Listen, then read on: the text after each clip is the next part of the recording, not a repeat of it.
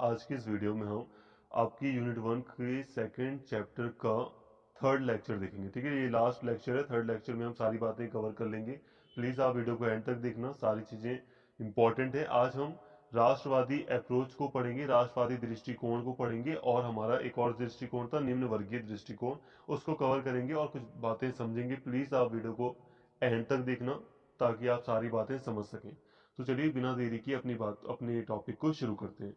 तो राष्ट्रवादी पद्धति या दृष्टिकोण उपनिवेशवाद के अध्ययन की राष्ट्रवादी पद्धति का प्रतिनिधित्व करने वाले लेखकों में प्रमुख हैं सुरेंद्रनाथ बनर्जी, लाजपत राय, ए सी मजूमदार, आर सी प्रधान। सबसे पहले यहाँ पे आपको थोड़ा सा मैं समझा देता हूँ। देखो, यहाँ पर हम बात कर रहे हैं कि राष्ट्रवाद को समझने के लिए अलग अलग दृष्टिकोण है। ठीक है, राष्ट्रवाद को समझने के लिए अलग अलग दृष्टिकोण है। हमने अभी तक औपनिवेशिक दृष्टिकोण को देख लिया, हमने अभी तक मार्क्सवादी दृष्टिकोण को देखा कि वो लोग भारत में राष्ट्रवाद को कैसे देखते हैं। अब कुछ राष्ट्रवादी दृष्टिकोण, राष्ट्रवादी दृष्टिकोण का मतलब इसमें हमारे कुछ राष्ट्रवादी नेता शामिल हैं जो राष्ट्रवाद को अपनी नजर से देखते हैं और वो हमें अपने व्यूज बताते हैं कि वो, हम यहाँ पे बात कर रहे हैं कि हमारे जो राष्ट्रवादी नेता वगैरह हैं, जैसे कि यहाँ पर प्रमुख जो राष्ट्रवादी लोग हैं जैसे कि सुरेंद्रनाथ बनर्जी, लाला लाजपत राय, ए सी मजूमदार, आ सी प्रधान, तो ये जो लोग हैं इन्होंने किस नज़र से भारतीय राष्ट्रवाद को देखा है, हम वो पढ़ेंगे। तो सीता भी पहाड़ मया, बी आर नंदा, विश्वेश्वर प्रसाद आदि, तो ये प्रमुख लेखक रहे हैं राष्ट्रवादी दृष्टिकोण के। ये लेखक मूलतः ब्रिटिश उपनिवेशवाद के शोषणकारी चरित्र पर बल देते हैं। अब ये जो लेखक है वो मुख्य रूप से, साफ साफ मुख्य रूप से वो बात करते हैं कि ये जो उपनिवेशवाद था, ब्रिटिश उपनिवेश भारत में, ये शोषणकारी था। इसने भारत का शोषण किया था, जो ब्रिटिश उपनिवेशवाद था उसने।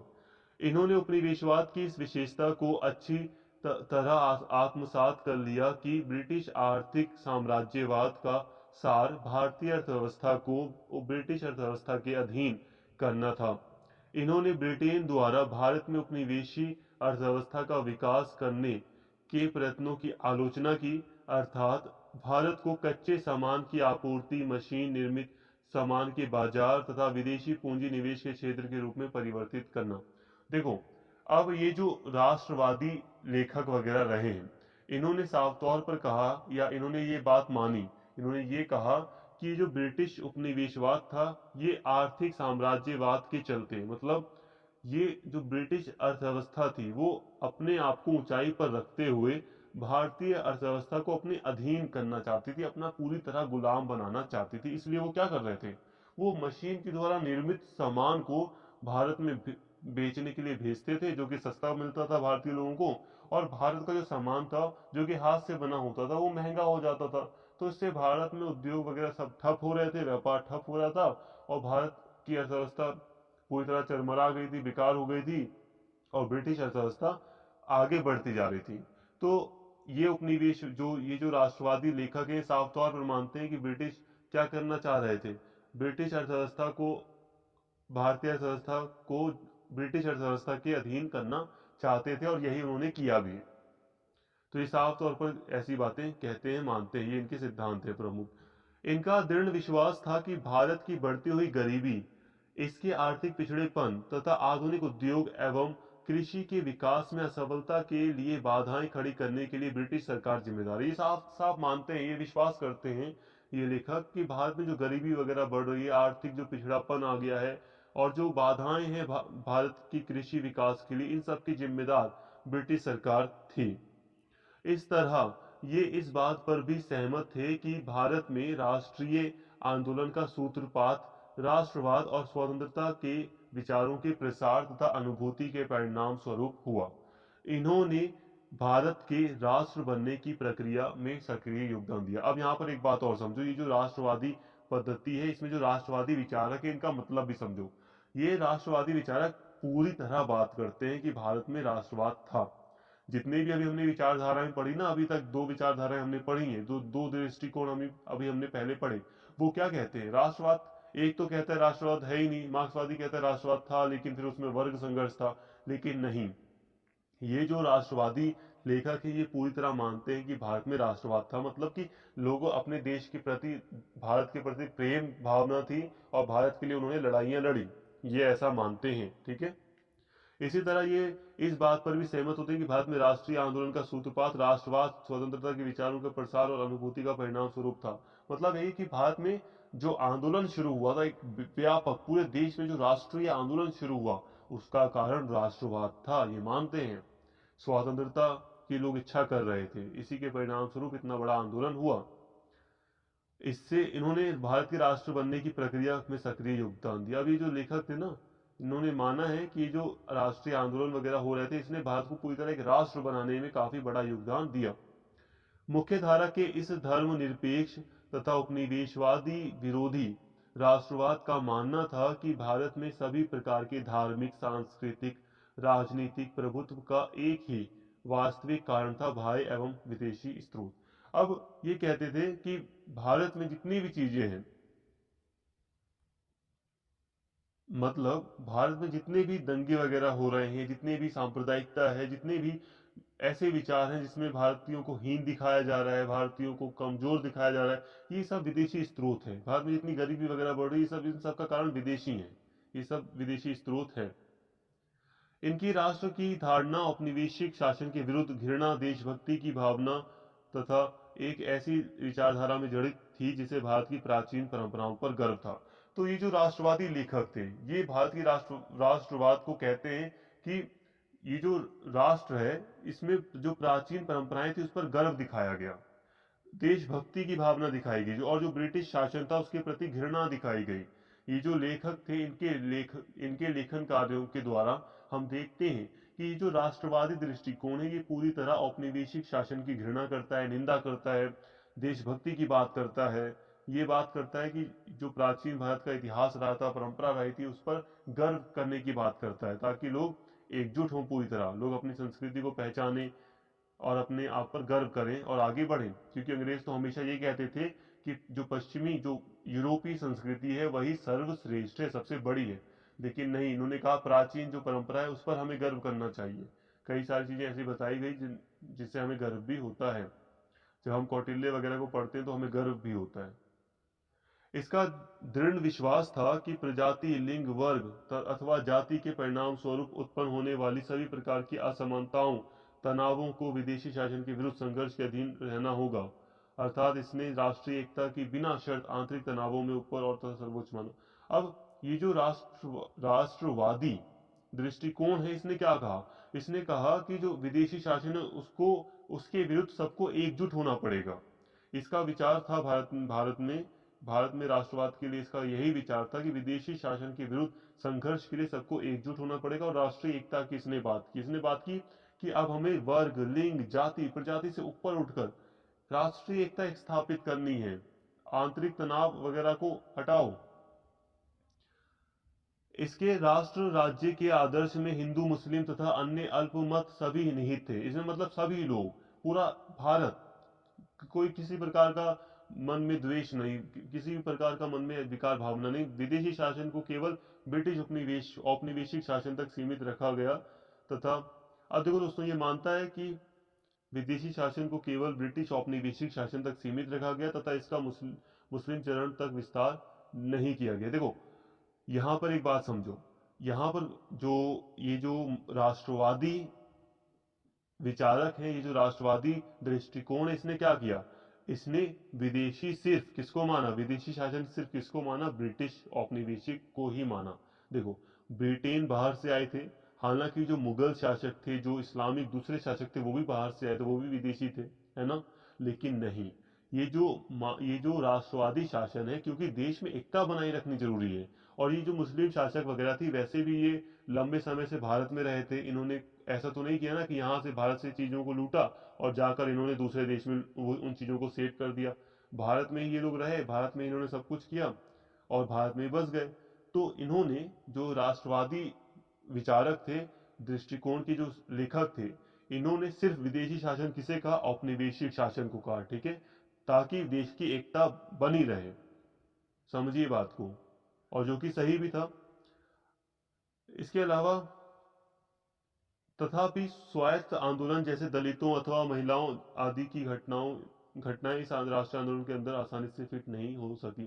हालांकि दोस्तों हम देखते हैं फिर भी कई सारे अलग अलग स्वतंत्र आंदोलन भी होते रहे। राष्ट्रीय आंदोलन में सभी लोगों की पार्टिसिपेशन की आवश्यकता थी, लेकिन हम देखते हैं कि दलित आंदोलन अलग से हो रहे थे, महिला आंदोलन भी हो रहे थे, तो ये राष्ट्रीय आंदोलन के अंदर नहीं फिट हो पाए और ये अलग से हो रहे थे।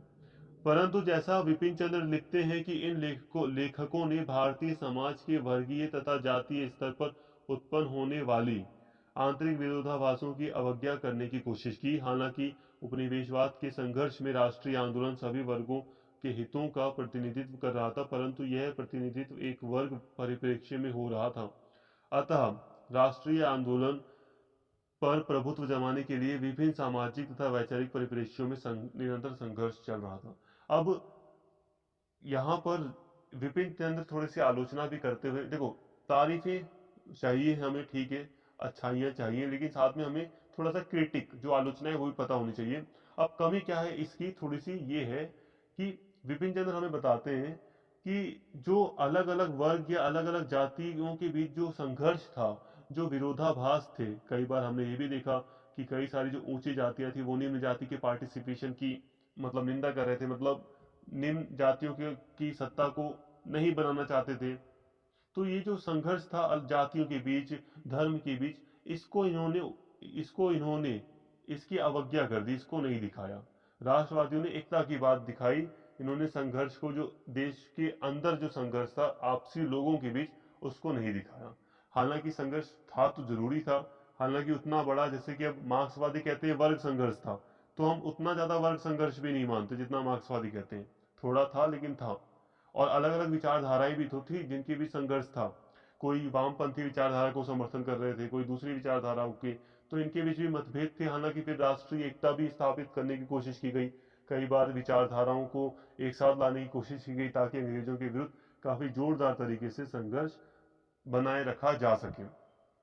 तो यहाँ हमने दोस्तों पढ़ लिया राष्ट्रवादी दृष्टिकोण को। अब हम बात करते हैं निम्न वर्गीय दृष्टिकोण की। ठीक है, अब हम किसकी बात करने जा रहे हैं?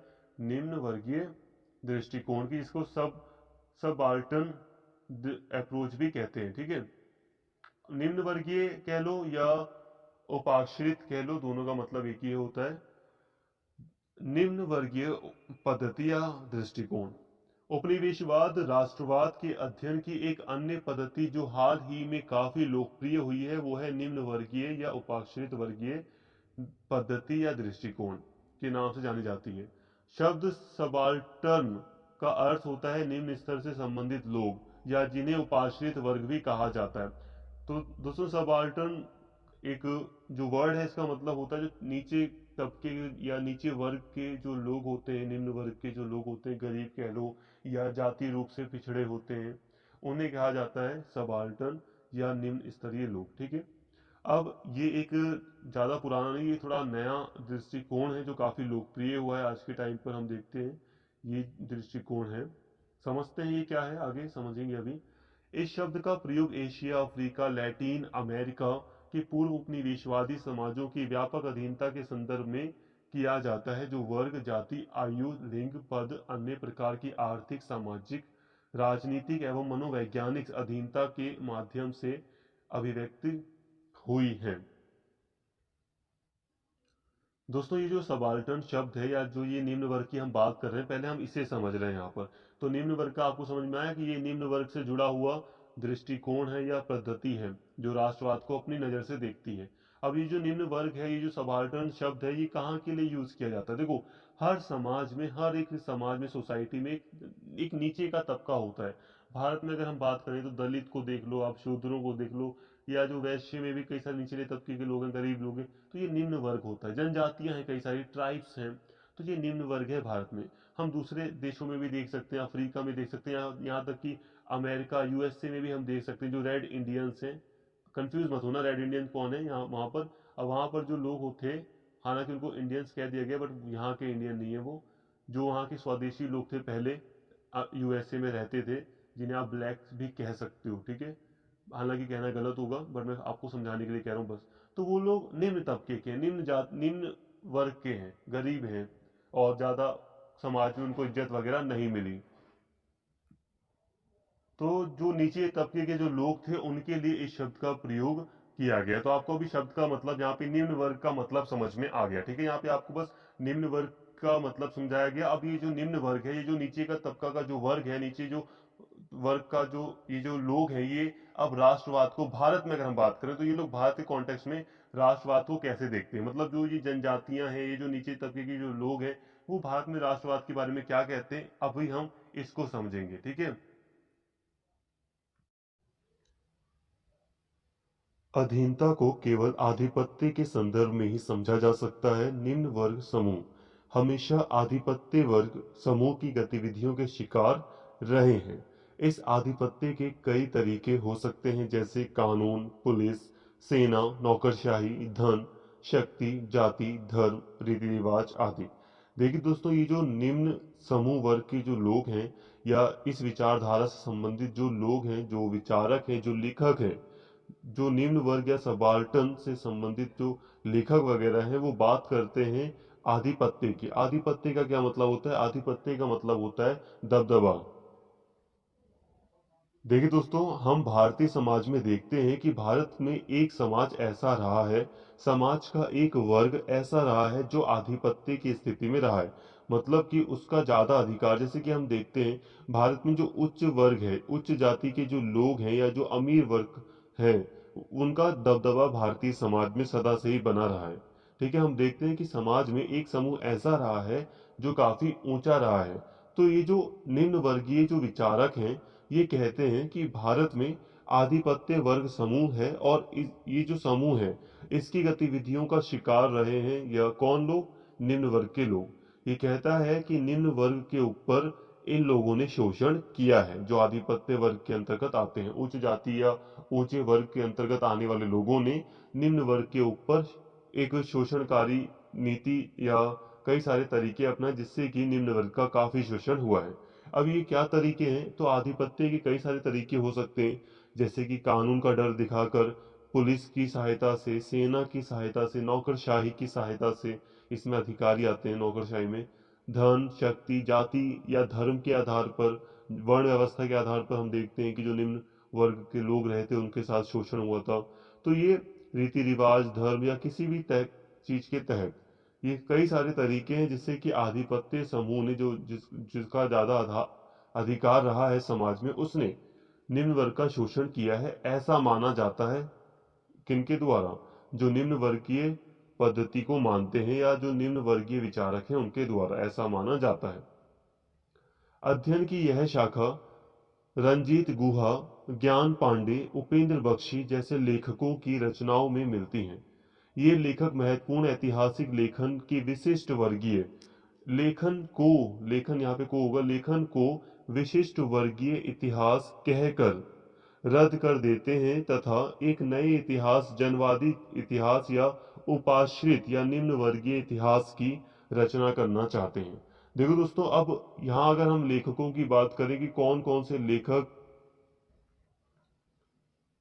निम्न वर्गीय समूह से, मतलब निम्न वर्गीय जो विचार है, पद्धति है, उससे संबंधित है, तो रंजीत गुहा हो गए, ज्ञान पांडे हो गए, उपेंद्र बख्शी, ये प्रमुख लेखक हैं जो निम्न वर्गीय विचार को प्रस्तुत करते हैं। अब ये ऐसे लेखक हैं जो जो ऐति मतलब लेखक छोड़ो, हम अगर बात करें निम्न वर्गीय पद्धति की, तो निम्न वर्गीय जो ये पद्धति है या दृष्टिकोण है राष्ट्रवाद को समझने का, ये इतिहास, जो भारत का जो इतिहास रहा है, जो लेखन, जो हमने इतिहास को देखा है, उसको विशिष्ट वर्गीय इतिहास इसने कह दिया है। इसने कह दिया कि भारत में हमें जो इतिहास देखने को मिलता है, हिस्ट्री देखने को मिलता है, वो विशिष्ट वर्ग के द्वारा तैयार किया गया, उच्च वर्ग के लोगों के द्वारा तैयार किया गया है। इसलिए ये उस इतिहास को पूरी तरह रद्द कर देते हैं और एक नए इतिहास की मांग करते हैं, जो उपाश्रित, जो निम्न वर्ग के लोगों का इतिहास होगा, जिसमें आम जनता ज्यादा शामिल होगी, ऐसे इतिहास की बात करते हैं।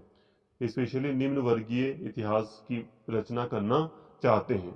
सबाल्टर्न यानी कि जो निम्न वर्गीय लेखक हैं, वो लेखक सारे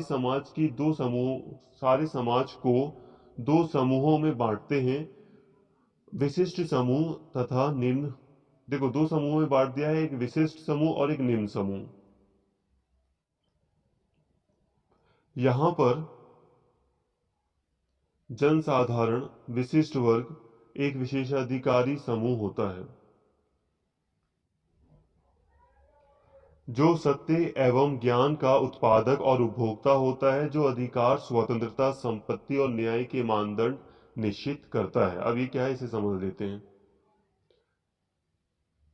देखो दोस्तों, जो सबाल्टर्न लेखक हैं वो पूरे के पूरे समाज को दो समूहों में बांट देते हैं। वो कहते हैं कि समाज में, ये लेखक कहते हैं कि समाज में दो समूह हैं, एक विशिष्ट वर्ग है और एक निम्न वर्ग है। निम्न वर्ग में जो साधारण है, साधारण जो आम लोग हैं, बिल्कुल वो लोग आते हैं। अब विशिष्ट वर्ग जो रहा है उसके पास विशेषाधिकार रहा है। इनका मानना है कि जो विशिष्ट वर्ग था, जो एक ऊंचा वर्ग था, उसके पास विशेषाधिकार रहे थे।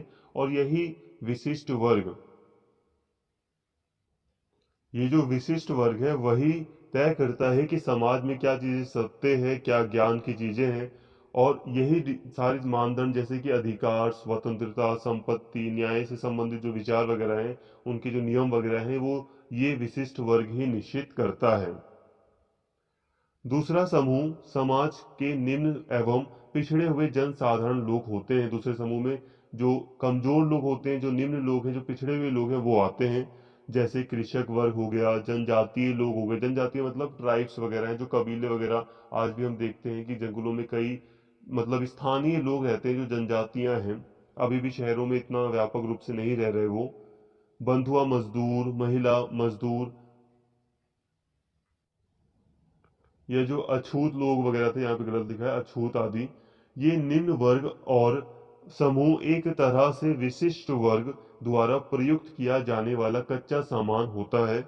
अपने लंबे इतिहास में यह अधीनस्थ समूह राज्य तथा विशिष्ट वर्गों की चालबाजियों के शिकार रहे। देखो दोस्तों, साफ तौर पर यहाँ पे यही कहा जा रहा है, ज्यादा डिटेल में जाने की जरूरत नहीं है।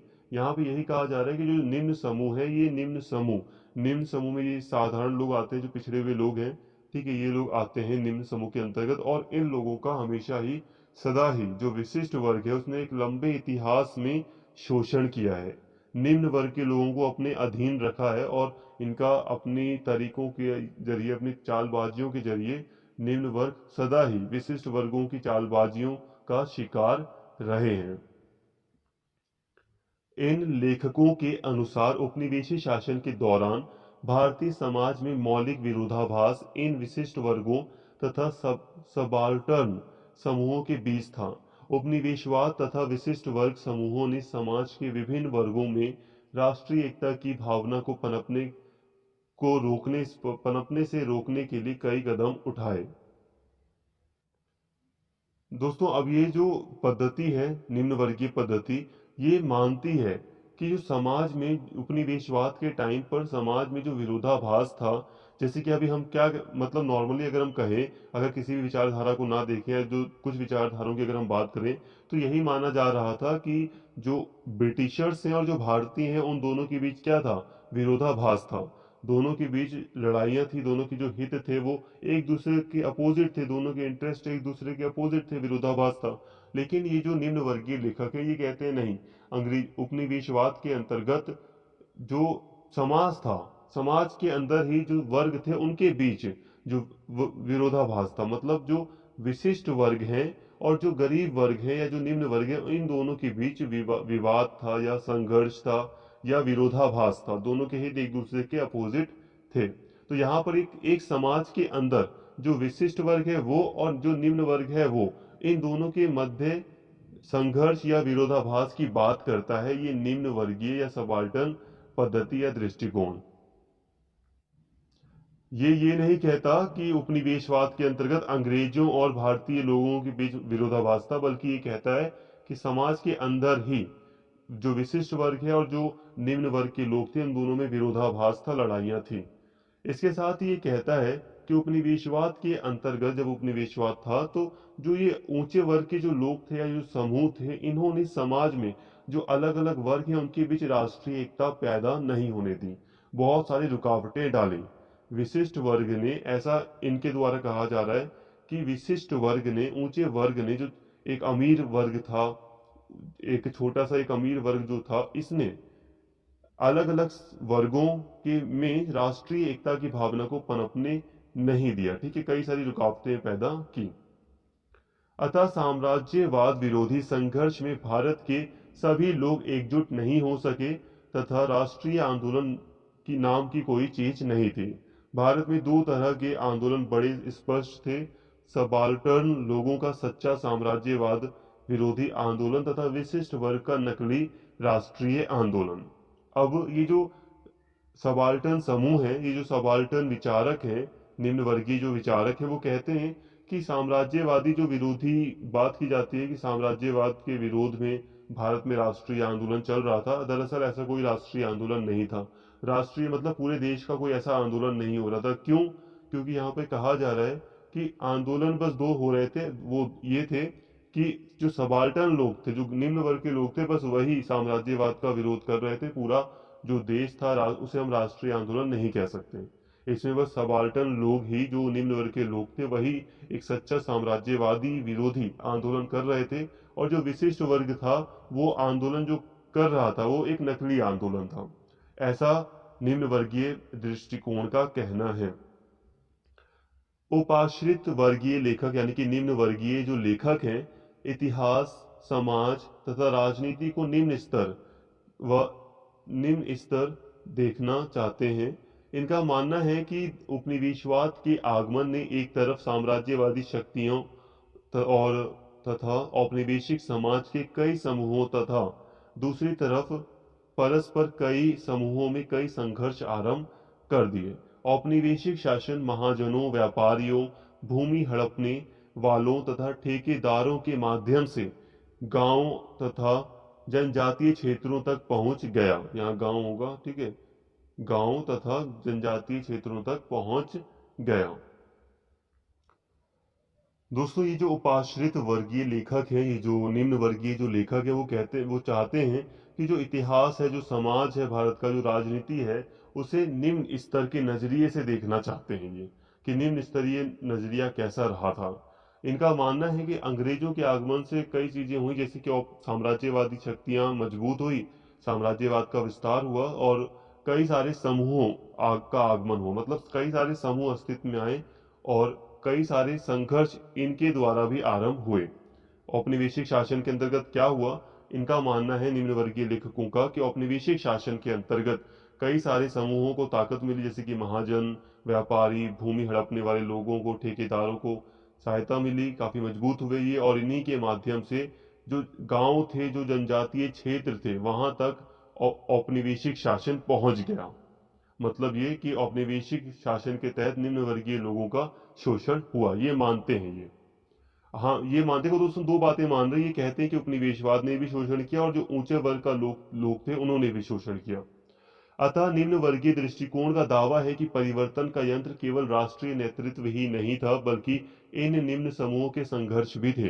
अतः यह पद्धति भारत में ब्रिटिश उपनिवेशवाद को इन निम्न समूहों के संघर्ष के अनुभव के माध्यम से समझना चाहती है, जो उपनिवेशवाद एवं विशिष्ट समूहों दोनों के शिकार रहे और उनके निम्न स्थिति में बने रहने का मुख्य कारण भी थे। देखिए दोस्तों, ये जो निम्न वर्गीय दृष्टिकोण है, ये दावा करती है कि जो राष्ट्रीय नेतृत्व था, जो राष्ट्रीय आंदोलन हो रहा था, एक्चुअल में वो राष्ट्रीय आंदोलन नहीं था। ऐसा इसलिए क्योंकि ये कहते हैं कि वो दो तरह के आंदोलन हो रहे थे। एक विशिष्ट वर्ग कर रहा था और विशिष्ट वर्ग के आंदोलन को ये कहते हैं नकली है।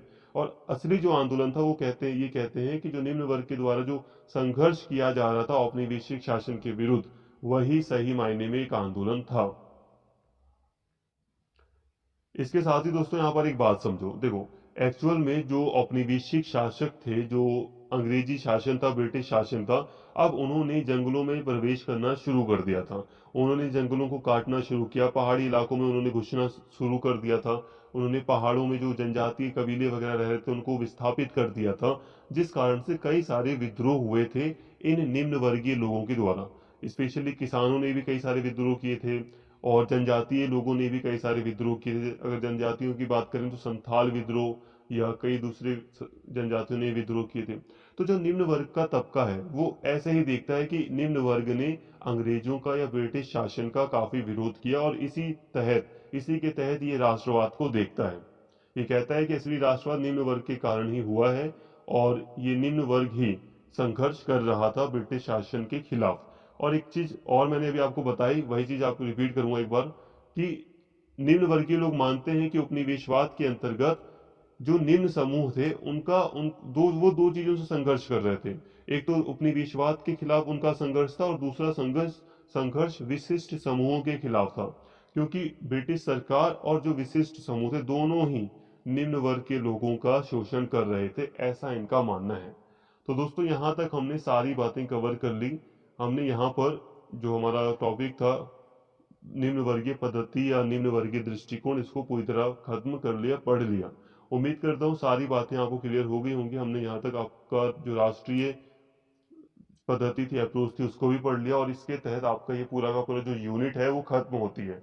हालांकि आपका एक टॉपिक रह गया है पोस्ट कॉलोनियलिज्म। ठीक है, कॉलोनियलिज्म का मतलब उत्तर उपनिवेशवाद। तो आपका ये टॉपिक पर भी एक अलग से वीडियो मिल जाएगी, उसको भी देख लेना। तो आपका जो यूनिट है, यूनिट 1 आपकी पूरी तरह फिर कंप्लीट हो जाएगी। यहाँ तक वैसे पूरी तरह ही समझो कंप्लीट हो गई है, और ये टॉपिक ज़्यादा बड़ा नहीं, शॉर्ट में ही आपको समझा दिया जाएगा आगे। तो यहाँ तक आप मानकर चलिए आपकी आपकी जो यूनिट 1 है वो पूरी तरह खत्म हो गई है। पोस्ट कॉलोनियलिज्म का भी वीडियो आपको जल्दी मिल जाएगी, तो उससे पूरी तरह आपकी यूनिट 1 कवर हो जाएगी। तो उम्मीद करता हूँ सारी चीज़ें आपको समझ में आ गई होंगी। दोस्तों अगर वीडियो अच्छी लगी हो तो प्लीज़ चैनल को सब्सक्राइब कर लें, और इस वीडियो को ज़्यादा से ज़्यादा शेयर करें और लाइक करें। Thank you.